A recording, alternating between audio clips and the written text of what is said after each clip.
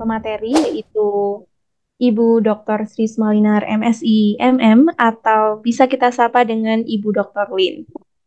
Nah, Zuminar malam hari ini adalah serangkaian dari kegiatan training yang diadakan oleh ahli hama.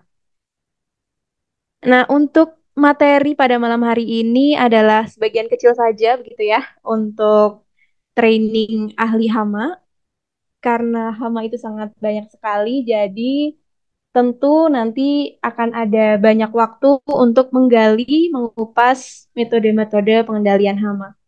Nah, selain Zuminar pada malam hari ini, kita memiliki program-program seperti itu untuk seluruh peserta, mulai dari Basic Pest Management Training, kemudian Advanced Pest Management Training, ada Pest Control Mentoring, dan juga In-House Training. Oke, nah untuk Basic Pest Management Training sendiri, ini kita akan membahas terkait dasar-dasar pengendalian hama. Kemudian untuk Advanced Pest Management Training, ini membahas tentang materi pengendalian hama yang lebih advance atau lebih maju seperti itu. Nah, untuk terdekat ini pelaksanaan APT atau Advanced Pest Management Training yaitu pada tanggal 27 sampai 28 Maret. Nah, untuk APT sendiri bisa dilaksanakan offline dan juga online seperti itu. Kemudian untuk selanjutnya ada Basic Pest Management Training batch 2. Untuk batch pertama sudah dilaksanakan, kemudian batch kedua untuk basic ini di bulan April. Oke, baik, saya informasikan terlebih dahulu sebelumnya, bagi seluruh peserta nanti interaksi akan dilakukan melalui kolom komentar, seperti itu. Jadi nanti apabila ada pertanyaan, boleh ditulis di kolom chat.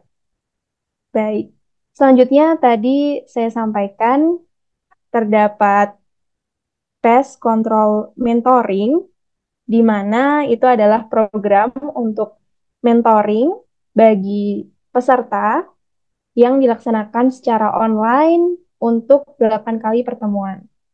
Jadi kalau untuk basic dan juga advance itu dilaksanakan offline dan online, untuk mentoring sendiri ini pelaksanaannya online seperti itu. Jadi dalam durasi 2 bulan terdapat 8 kali pertemuan. Nah, ini bisa intens seperti itu. Jadi apabila ada masalah yang dihadapi terkait pengendalian hama, kemudian ada pertanyaan-pertanyaan, itu bisa disampaikan melalui pest control mentoring. Oke. Baik, untuk seluruh peserta, kami di Ahli Hama ini memiliki trainer yang profesional dan juga berpengalaman seperti itu. Salah satunya yang bergabung dengan kita pada malam hari ini yaitu Ibu Dr. Sri Smalinar, MSI MM. Dan saya perkenalkan, beliau adalah doctoral graduate dari Institut Teknologi Bandung, kemudian founder dan CEO dari IMA Research, founder dan CEO dari Ahli Hama, kemudian peneliti dari Institut Teknologi Bandung, peneliti di IML Research, pest management trainer dan konsultan di berbagai perusahaan, kemudian pest expert di Ahli Hama, lalu pest expert di Pest.ai, dan juga pengajar di beberapa kampus atau universitas di Indonesia. Baik, sudah saya perkenalkan untuk pemateri kita pada malam hari ini. Untuk itu, waktu dan tempat saya persilahkan kepada Ibu Dr. Lin. Oke, selamat malam semuanya. Assalamualaikum warahmatullahi wabarakatuh. Pertama-tama kami ucapkan terima kasih kepada saudara-saudara semua yang bisa meluangkan waktu untuk kita bisa eh, sharing bersama atau kita belajar bersama mengenai hama. Pada sesi satu ini, kita akan belajar mengenai kutu busuk. Jadi mungkin nanti pada seri-seri berikutnya kita akan bongkar semua tentang hama-hama yang baik ada yang ada di urban atau di permukiman maupun nanti ada di agriculture atau pertanian. Malam ini kita akan bicara tentang hama, jadi saya akan mulai untuk share screen. Sudah terlihat semua ya. Jadi kita eh, akan melihat sebetulnya ini hewan atau hama yang sangat kecil, tapi ternyata dengan tubuh yang sangat kecil ini bisa mengganggu, bahkan bisa menimbulkan penyakit kepada manusia. Jadi kita tentu mengetahui kalau bahasa lokalnya kutu busuk itu ada yang kalau bahasa Sundanya itu ada sebut tumbila, lalu ada juga bahasa lokal lain yang menyebutnya kepinding gitu ya. Nah, kalau kutu busuk bahasa Indonesianya, kalau bahasa Latinnya eh, Cimex hemipterus, ada Cimex lectularius. Kalau dulu tuh para saintis membagi dua. Kalau Cimex lectularius itu adanya di temperata atau negara subtropis. Nah, kalau di negara tropis seperti di Indonesia itu Cimex hemipterus. Namun sekarang kita nggak bisa melakukan pembagian itu. Kenapa? Karena kutu busuk ini bisa dia migrasi kemana-mana. Jadi sudah tercampur antara kutu busuk yang ada di negara eh, subtropis dan tropis, gitu ya, seperti itu. Jadi biasanya para saintis sudah menuliskannya Cimex sp, Cimex spesies, gitu ya. Nah, kita lihat dulu permasalahan dari kutu busuk ini. Jadi kutu busuk ini biasanya di sektor komersial, khususnya di hospitality. Ini biasanya sangat ditakuti oleh para pemilik hotel karena kutu busuk ini sangat mudah berada di hotel, walaupun itu hotel bintang 5. Karena bisa saja kutu busuk itu terbawa oleh tamu yang lalu lintasnya bisa sangat cepat dan terbuka, ya. Jadi biasanya hotel-hotel itu seperti menyimpan bom waktu sebetulnya, karena bedbug ini nggak kelihatan. Kalau jumlahnya banyak baru kelihatan, kalau jumlahnya sedikit tuh nggak kelihatan, ya. Bahkan di Amerika ini eh, si bedbug ini sudah menimbulkan hal yang membuat mereka orang Amerika tuh udah nggak tahan gitu ya. Dan dilaporkan memang kasus-kasus itu terbanyak di hotel sampai 78%. Walau demikian di bagian public transportation itu juga cukup banyak. Jadi kalau kita duduk di train atau di kereta-kereta atau di eh, bis gitu ya. Bahkan di pesawat terbang pun itu kasusnya sudah muncul juga gitu ya. Lalu di bioskop gitu. Ini sangat mungkin si kutu busuk itu nyaman di sana gitu ya. Di retail stores, bahkan di medical facilities seperti rumah sakit itu cukup banyak melaporkan terjadinya investasi atau kutu busuk ini sudah berada di sana gitu. Lalu di rumah itu kasus ya waktu itu muncul juga di berita di salah satu universitas di Indonesia asrama mahasiswanya terserang bedbug dan itu modelnya menjalar sehingga menimbulkan kepanikan dari mahasiswa-mahasiswa yang berada di asrama tersebut gitu ya. Lalu di tempat kerja itu sangat memungkinkan. Jadi jadi di slide ketiga ini saya menyuplik dari news di Amerika. Ini bahkan topik kutu busuk ini sudah jadi topik utama di DPR-nya mereka gitu. Saking kasus bedbug ini nggak bisa disepelekan. Kalau di kita mungkin yang pernah masuk ke bahan yang diskusi itu tentang cabai keriting, misalnya seperti itu ya. Nah, kalau di Amerika tuh sudah masuk bedbug ini ke kalangan Senat atau DPR-nya lah untuk dibicarakan bahwa ini memang sudah mengganggu masyarakat di Amerika. Bahkan di dunia entertainment pun itu jadi laporan juga gitu ya, bahwa ini sudah juga tidak pandang bulu gitu ke kelas strata itu kemana-mana bisa masuk gitu. Nah, kita lihat sebetulnya untuk kutu busuk ini dalam 5-10 tahun terakhir sebetulnya kutu busuk ini muncul muncul lagi dari paper yang dikeluarkan oleh saintis di Amerika. Sebetulnya tahun 1940 kasus kutu busuk ini sebetulnya sudah bisa dieradikasi, sudah bisa diberantas lah seperti itu. Namun ternyata tahun 1980 muncul lagi. Nah sampai sekarang tuh nggak pernah berhenti. Bahkan di Amerika itu ya ini jadi nightmare gitu ya. Jadi mereka udah kadang nggak apa istilahnya nggak nyaman gitu. Tapi kutu busuk ini memang bisa berpindah-pindahnya karena manusia gitu. Apalagi di Amerika ini internasional imigrannya kan cukup tinggi. Itu saintis melihat dari sisi penyebabnya kenapa kok dia bisa berpindah secara luas gitu. Padahal dia nggak punya sayap si kutu busuk ini nggak bisa terbang. Nah, jadi di sini disampaikan bahwa kutu busuk ini merupakan masalah besar di hospitality, di mana semakin banyak manusia, semakin besar kemungkinan populasinya jadi sangat tinggi gitu, karena ada manusia sebagai host atau inang gitu ya untuk si kutu busuk ini. Nah, di kutu busuk ini dia menghisap darah manusia sebetulnya di malam hari karena dia termasuk nokturnal ya. Jadi kalau kalau siang dia diam istirahat. Nah, bahkan di Amerika ini terjadi ledakan atau resurgensi dari kutu busuk ini di awal tahun 2000-an.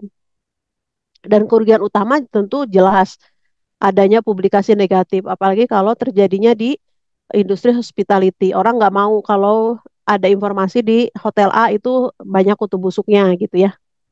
Nah, lalu itu bisa menyebabkan tuntutan lah tuntutan hukum, lalu asuransi, dan pasti larinya bagaimana biaya-biaya akan muncul menjadi lebih besar, apakah itu di laundry, terhadap bahan-bahan yang sudah terkontaminasi, lalu bedding dan furniture.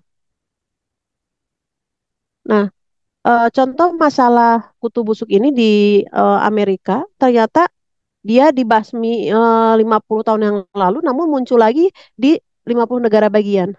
Nah, sekarang persoalannya di Indonesia bagaimana sebetulnya? Memang di Indonesia itu kasusnya tidak sebesar di luar, tetapi mungkin saja di Indonesia itu kita tidak mempunyai informasi yang lengkap karena biasanya kita agak kesulitan kalau melakukan survei atau interview ke hotel-hotel gitu ya. Tetapi yang jelas banyak laporan-laporan dari pest control bahwa kutu busuk ini menjadi eh, musuh yang sangat dihindari gitu, sangat ditakuti kalau di hotel penginapan dan lain-lain. Karena dia akan menjalar kemana-mana masalahnya. Tidak hanya di tempat tidur atau tidak hanya di bed atau lemari. Dia bisa, atap pun dia bisa naik. Seperti itu ya. Nah ini data di Denmark juga sama. Jadi makin nambah tahun makin ke sini makin tinggi. Nah, sebetulnya dia memang tidak beda dengan kita kalau bicara nyamuk ya. Kalau kita bicara nyamuk tuh udah kita udah tahu oh iya bisa demam berdarah, bisa juga cikungunya gitu ya atau Zika. Nah, tapi lumayan juga ini efeknya kalau si kutu busuk itu dia melakukan gigitan atau biting ke kulit manusia gitu ya. Karena ini bisa menyebabkan kehilangan darah ya kalau sudah ekstrim ya, kalau populasi kutu busuknya sangat tinggi dan bisa menyebabkan bengkak atau juga ada nanah-nanah gitu di situ. Nah, selain kerugian medis juga kerugian ekonomi, walaupun untuk di kita itu tidak punya data yang lengkap gitu. Tapi paling tidak pengendalian pengendalian hama kutu busuk di hotel itu bisa kurang lebih sekitar 350.000 gitu ya dari informasi para pest control itu per kamar. Jadi saking eh, besarnya biaya yang harus dicasnya itu per ruangan gitu per kamar. Dan modelnya kita nggak bisa posisinya itu harus apa langsung ditutup lalu kita yakin nggak menjalar itu eh, kita nggak jamin itu tidak bisa menjadi solusi yang tepat gitu. Nah, untuk kutu busuk ini yang tadi disampaikan dia bisa saja tidak sengaja terbawanya. Jadi kita pun tidak tahu bahkan mungkin aja di tas kita gitu ya. Kita lagi pergi kemana ada yang kebawa. Jadi dia sangat mungkin gitu untuk berpindah dari satu tempat ke tempat lain gitu ya. Dari jarak yang sangat jauh dia bisa aja nyampe juga gitu dengan perantaraan tadi manusia. Dan di sini statementnya bergantung kepada manusia. Jadi artinya dia memang menghisap darahnya kepada manusia ya. Nah, kita lihat secara biologi sebetulnya kan ukurannya kecil dia sekitar 4 sampai 5 milimeter. Tapi kalau dia sudah menghisap darah, panjangnya itu bisa sampai pertambahan 50%. Dan badannya tuh bisa membesar sampai 200% gitu ya untuk kalau dia menghisap darah. Nah, tapi dia itu bisa tahan puasa artinya tidak tahan untuk tidak menghisap darah 3 sampai 5 bulan. Nah, ini biasanya menjadi penyebab bahwa pengendalian kutu busuk itu tidak mudah karena dia melakukan proses eh, bisa diem, nggak makan, nggak apa selama 5 bulan, ya. Dan siklus hidupnya itu 5 minggu sampai 4 bulan. Ini yang paling pendek. Bahkan ada saintis melaporkan ada yang sampai 1 tahun siklusnya. Jadi cukup lama juga gitu ya.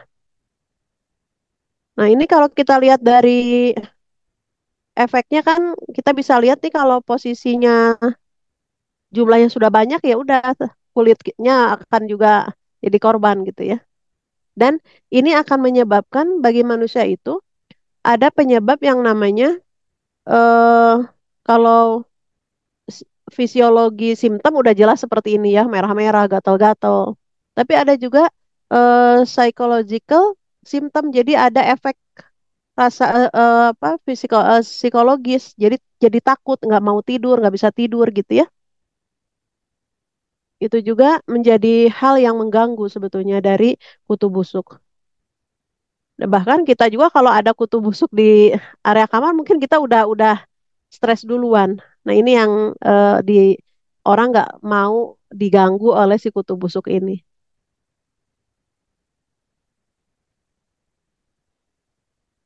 Oh, oke.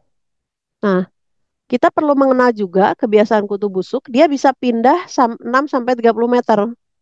Itu tanpa terbawa ya, maksudnya jadi dia mobile. Tadi dia nokturnal dan dia memang senangnya bersembunyi. Nah, ini nanti dalam pengendalian kita bisa lihat itu nggak bisa dilakukan direct spraying. Jadi langsung ke badannya orang kita harus cari-cari dulu dia gitu ya. Bahkan kalau tidak tahu ilmunya nggak kayak nggak ada gitu, karena harus dicari dengan tepat. Karena dia punya kebiasaan selalu bersembunyi, dia akan cari celahan sama retakan. Tidak hanya di tempat tidur, juga bisa di belakang wallpaper, bisa di lukisan, perabot, rotan. Artinya bisa di semua tempat. Dia melakukan proses persembunyiannya. Dan itu yang membuat pengendalian tidak mudah untuk kutu busuk ini. Nah, tadi dari mana datangnya? Tidak sengaja terbawa di wadah-wadah yang dibawa gitu ya dan bergantung pada manusia. Terdapatnya di tempat-tempat ini. Nah, sekarang kita menuju bagaimana nih pengendaliannya. Tadi disampaikan bahwa kutu busuk sulit dideteksi, apalagi kalau jumlahnya dikit, ya karena dia senangnya bersembunyi. Maka para pengendalian hama tidak bisa sekali, artinya tidak bisa sekali. Jadi sekali datang langsung beres tidak. Apalagi kalau kondisinya parah. Jadi harus melakukan proses pengendaliannya dilakukan ulangan-ulangan. Dan tidak bisa metodenya hanya satu atau dua. Jadi harus gabungan. Tetapi kita harus tahu dulu di mana harus mendeteksi di mana kutu busuk itu berada. Jadi artinya harus dibongkar semua. Bahkan ekstrimnya kadang ada yang kasurnya terinvestasi dibakar semua. Cuma masalahnya kalau di hotel-hotel itu kan perhitungan ekonomi harus dihitung. Kalau sofa-sofa atau bed-bednya dibakar nanti apa jumlah atau biayanya juga kan sangat tinggi ya. Tapi intinya harus dibongkar dulu, harus tahu. Karena kita nggak bisa asal melakukan pengendalian tanpa terlihat di mana sebenarnya si kutu busuk ini bersembunyi.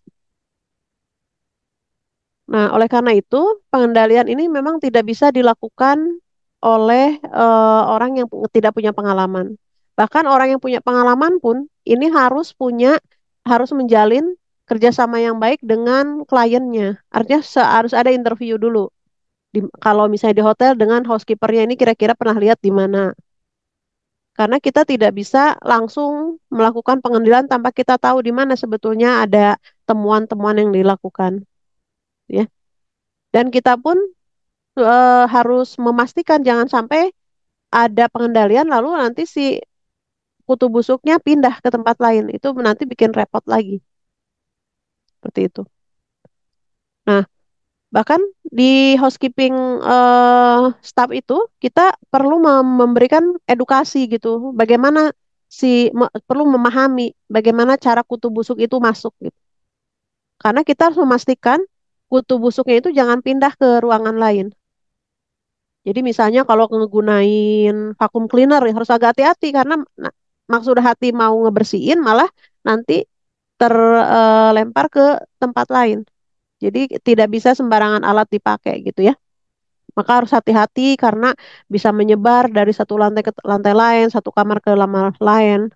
Bahkan kita menutup kamar yang terkena kutu busuk pun mungkin tidak menolong. Kenapa? Misalnya ya kita ada kamar udahlah ditutup aja, nggak usah dulu di treatment. Kita sangka kutu busuk akan mati gitu. Karena nggak ada hostnya ya, nggak ada inangnya dia untuk mengisap darah. Tapi kita lupa bahwa kutu busuk ini tadi disampaikan bisa puasa sampai 5 bulan. Jadi kita nyangkanya dia mati padahal dia masih tahan gitu ya.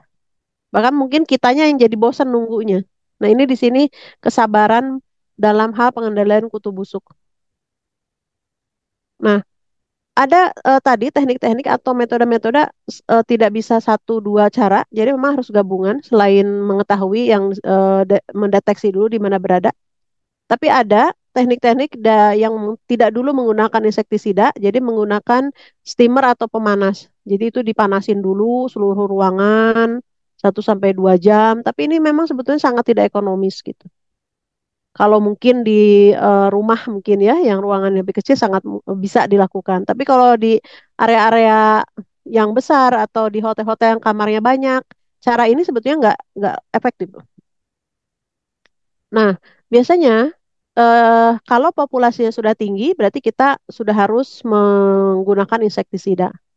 Walaupun insektisida kita paham ada resistensi yang harus diperhatikan. Maka dengan residual ini crack and crevices artinya dicari dulu celah sama retakannya. Ini kalau direct spray itu lebih kepada kalau kelihatan gitu ya, tapi sebetulnya sangat ini ya, sangat nggak efektif gitu karena nyari-nyari dulu. Kalau direct itu kan langsung ke badannya, gitu ya. Kecuali kalau pas dibuka ternyata langsung pada keluar, nah itu bisa di direct. Tapi kalau tidak harus yang residual. Artinya insektisida yang residual sama yang direct spray tentu berbeda. Nah ada juga menggunakan jenis yang powder, diatomesus earth powder, jadi kayak ditaburin gitu ya. Itu yang pakai insektisida. Tapi sekali lagi itu tidak cukup karena tadi ya kutu busuk ini sangat lihai dalam bersembunyi dan banyak cepat juga mereka bertelur itu bisa sampai 50 sampai 100 butir ya. Jadi cepat juga. Maka kita selalu menyampaikan tentang pentingnya pendidikan, memberikan edukasi terutama kepada housekeeping kalau di ruang-ruangan ya. Bagaimana mengenali di mana berada dan harus kreatif gitu.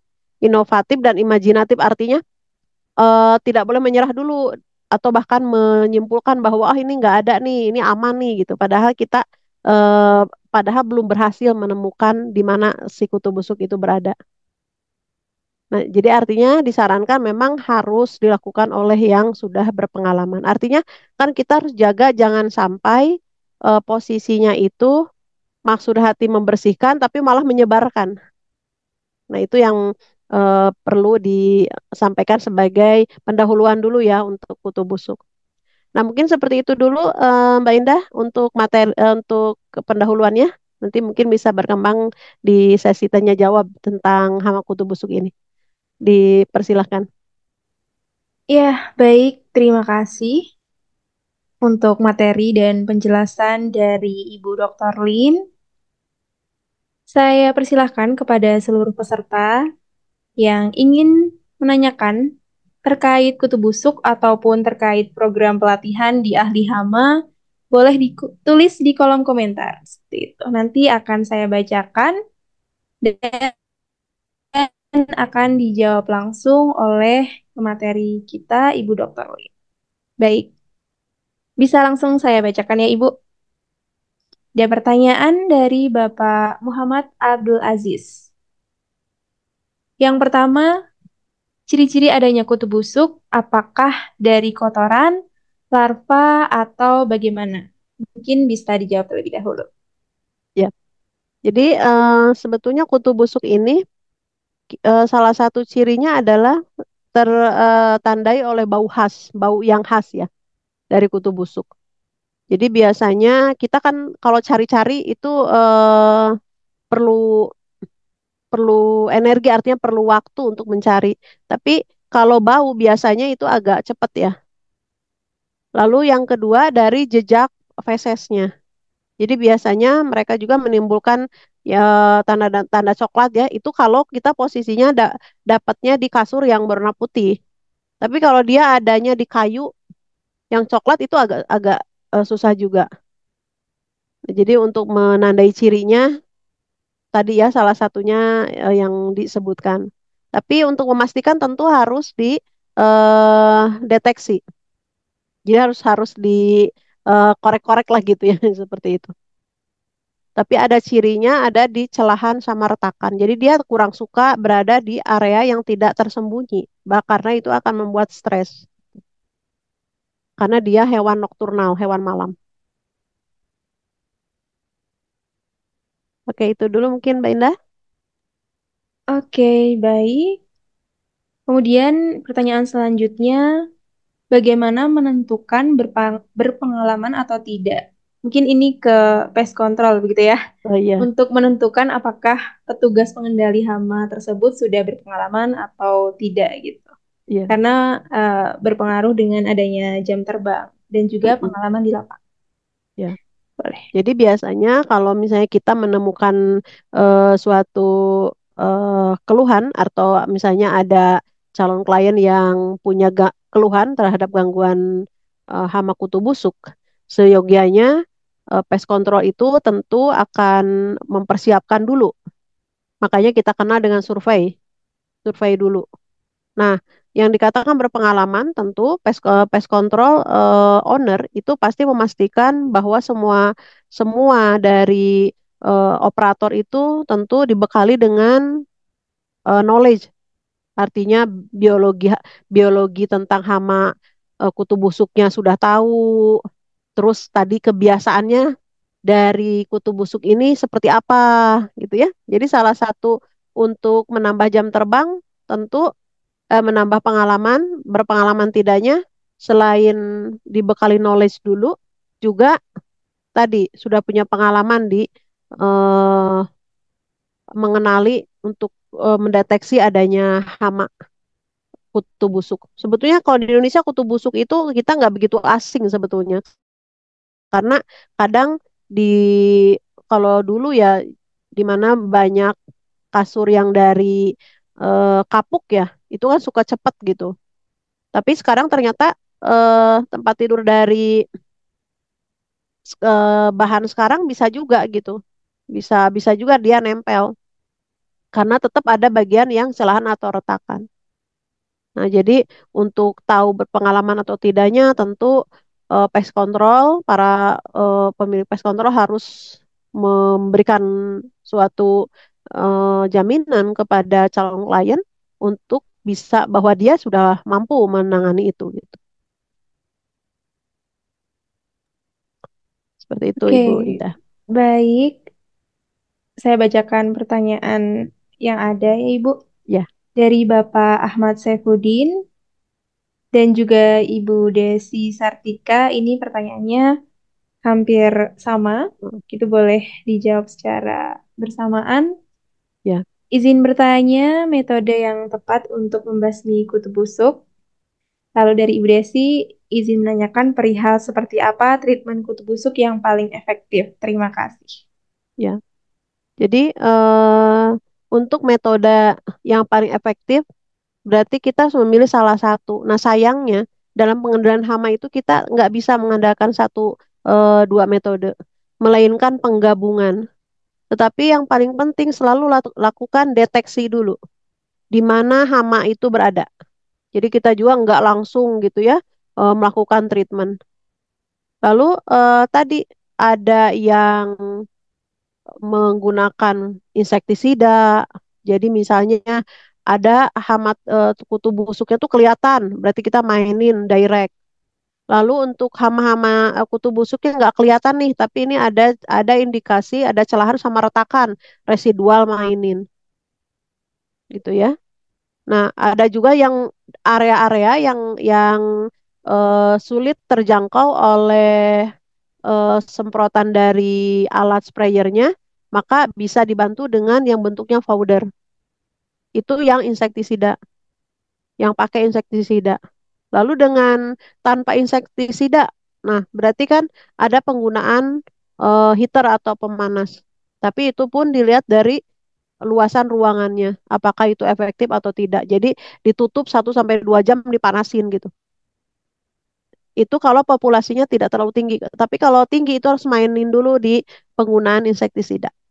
Tentu dengan melihat riwayat dari penggunaan insektisida di tempat tersebut. Jadi pest control tentu senjatanya harus punya namanya record atau pencatatan yang lengkap.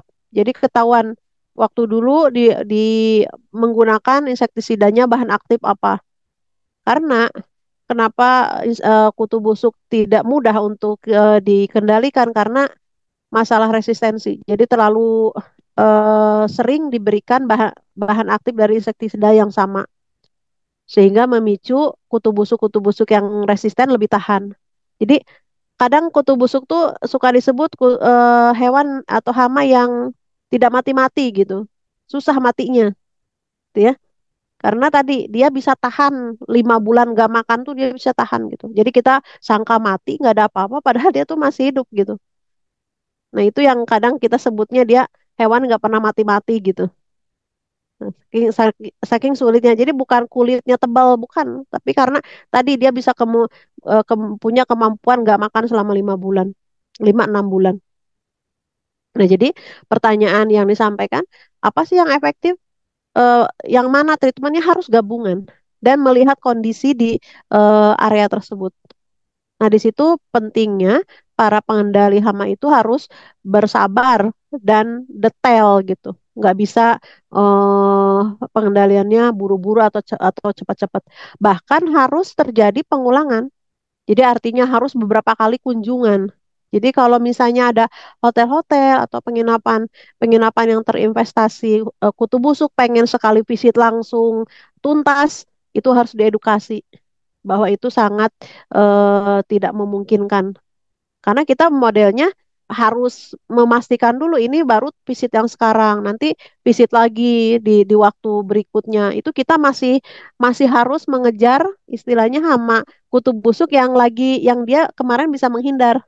Kita belum terjangkau gitu istilahnya. Nah, seperti itu. Seperti itu ya Mbak Indah bahwa intinya harus gabungan berbagai macam metode. Oke, baik. Berarti jawaban tadi juga sudah menjawab pertanyaan tentang apakah kutu busuk bisa resisten terhadap insektisida. Mm-mm. Ya, Jawabannya betul. bisa ya, Ibu. Ya, Baik, betul. saya bacakan pertanyaan selanjutnya dari Putri Lina Oktaviani. Malam, Dok. Izin bertanya salah satu contoh kasus yang pernah terjadi di Indonesia, khususnya di rumah sakit atau hotel, dan treatment yang efektif untuk basmi kutu busuk. Mm-mm. Oke, jadi laporan untuk kasus-kasus di Indonesia, ya sebetulnya tadi ya banyak kasusnya, cuma biasanya tidak terekspos. Tapi kalau data-data dari pest control itu kita bisa melihat bahwa memang laporan kasus itu terjadi di tempat-tempat yang huniannya cukup padat atau cukup tinggi. Apakah itu rumah sakit atau hotel? Ya, walaupun misalnya itu udah ada housekeepingnya, kok bisa bisa ya gitu. Nah, kita harus melihat bahwa rumah sakit dan hotel itu open area kan, nggak ada rumah sakit sama hotel yang ditutup pintunya gitu kan ya. Jadi terus lalu lintas orang masuk dan keluarnya kan memang mereka juga itu kan bisnisnya gitu ya. Nah, jadi kita tidak tahu yang itu terbawa dari siapa gitu. Lalu masuk ke area yang manusia banyak beraktivitas berada di situ gitu. Kalau di rumah sakit, mending orang-orang sakit tidur di sana gitu ya. Lalu di hotel kan orang bermalam di sana. Jadi sangat memungkinkan tuh terjadinya investasi yang cukup tinggi. Jadi mungkin awalnya terbawa oleh orang yang keluar masuk gitu. Nah, metodenya bagaimana nih kalau posisinya di area-area yang rentan? Nah, jadi memang kita perlu melihat bahwa pengendalian dari kutu busuk ini tadi intinya harus digabungkan berbagai macam metode. Apakah yang non insektisida, insektisida, lalu deteksi hamanya harus detail gitu ya. Nah, tetapi kita perlu melihat harus dilakukan berulang kali sampai habis gitu. Intinya tuh sampai habis gitu. Bahkan tadi kan ekstrimnya ada orang nggak mau repot, udah aja bakar tempat tidurnya gitu, ya. Walaupun kita ya beresiko ya. Karena dengan diangkat keluar si kasurnya, kita nggak tahu itu si kutu busuknya pindah juga ke tempat lain. Seperti itu ya. Jadi memang pengendaliannya tadi disesuaikan dengan kondisi, tetapi intinya semua metode harus dilakukan. Dan nggak bisa sekali, artinya harus berulang kali sampai dia habis. Nah, seperti itu. Oke, baik. Kita berlanjut ke pertanyaan selanjutnya dari Rival Adriano. Adakah perbedaan kutu busuk, kutu kucing, dan kutu lainnya? Oh ya, iya. Jadi emang depannya kutu ya. Bahkan ada kutu rambut gitu ya. Itu memang ada jenisnya berbeda-beda. Nah, jadi untuk kutu kucing itu lebih bisa loncat-loncat lagi gitu ya. Jadi itu memang jenis-jenisnya agak berbeda-beda. Jadi disampaikan apakah bagaimana membedakannya memang ada ciri-cirinya ya. Tapi tentu itu berbeda spesies. Tapi intinya bahwa mereka itu baik kutu kucing, kutu anjing atau kutu busuk sama dia tuh hewannya kecil tapi dia bisa tahan banting gitu. Artinya bisa lebih kan kita kalau misalnya lihat kecoa Amerika gede gitu ya. Nah, itu lebih cepat gitu kita matiinnya ya. Tapi kalau si kutu-kutu itu kan nggak kelihatan. Terus mereka sekali bertelur bisa sampai ratusan. Jadi kita yang ini belum selesai udah ada lagi gitu. Seperti itu ya. Jadi berbeda mungkin rival ininya ya jenisnya. Baik. Pertanyaan selanjutnya, Ibu. Apakah ada potensi bahaya yang disebabkan oleh kutu busuk? Dari Riza. Mm-mm. Jadi kutu busuk itu memang tidak seperti nyamuk Aedes membawa demam berdarah gitu ya, dan Kuleks membawa penyakit cikungunya atau kaki gajah atau Anopheles membawa malaria. Nah, tapi untuk si kutu busuk ini dia di suatu paper yang diterbitkan di Amerika bahkan dia bisa juga sebetulnya membawa patogen yang menyebabkan bawa virus yang menyebabkan hepatitis A, hepatitis B, bahkan dilaporkan juga bisa membawa virus HIV gitu. Jadi ya cukup membuat kita harus agak hati-hati juga gitu ya. Karena kan dia sifatnya tuh ngisap darah ya. Nanti dia ngisap darah dari satu orang, nanti dia akan pindah lagi ke orang lain, dia ngisap darah lagi. Nah, di situ mungkin terjadinya investasi lagi gitu ya. Karena dia makanannya kan dari darah yang dia hisap. Nah, walaupun kita belum banyak membuktikan bahwa dia vektor dari berbagai macam penyakit, tapi sudah ada laporan-laporannya. Tapi yang paling terlihat adalah tadi ya, yang gambar tadi. Jadi si kan kulit orang tuh beda-beda ya sensitivitasnya. Jadi kalau yang sangat sensitif ya mungkin merah-merah, bentol-bentol, bahkan bernanah gitu. Jadi si serangan kutu busuk ini kadang membuat orang tuh jadi nggak bisa tidur ya karena gatalnya tuh nggak habis-habis gitu. Nah, seperti itu mungkin ya. Baik, kita masuk ke pertanyaan terakhir untuk Oh malam iya. ini karena sudah Cukup waktunya Oke. dari Ainur Subhan. Izin bertanya, Dr. Lin, bagaimana mode of action dari diatomaceous earth powder yang digunakan untuk treatment kutu busuk? Hmm. Jadi kalau yang diatomees powder ini, dia mode aksinya atau cara kerjanya itu dia me- menyerang sistem pernapasan. Jadi terhirup gitu. Jadi si nanti bahan aktif dari si insektisida ini akan mengganggu dari sistem pernapasan. Jadi si site spesifiknya atau target site-nya itu adalah di pernapasan yang nantinya akan masuk ke saluran yang sistem yang ada di sistem sarafnya. Seperti itu.